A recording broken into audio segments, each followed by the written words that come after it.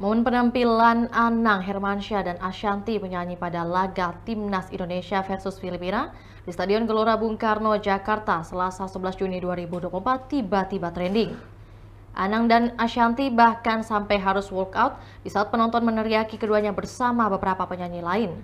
Aksi mereka rupanya mendapat cibiran karena bernyanyi usai pertandingan kualifikasi Piala Dunia 2026. Berawal ketika pemain Timnas Indonesia sudah berkumpul di tengah lapangan, para pemain Garuda akan menyanyikan lagu Indonesia Pusaka bersama supporter setelah pertandingan. Namun tiba-tiba situasinya berubah. Anang Hermansyah justru keluar dengan menyanyikan lagu berjudul Gebiar-Gebiar.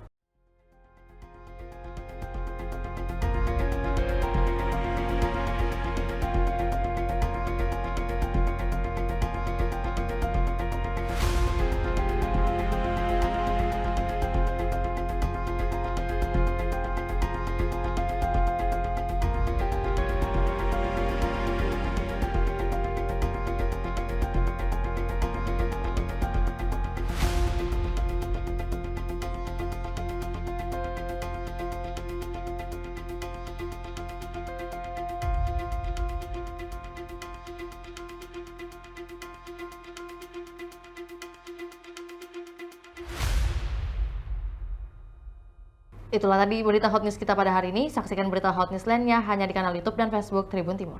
Download Tribun X sekarang, menghadirkan lokal menjadi Indonesia.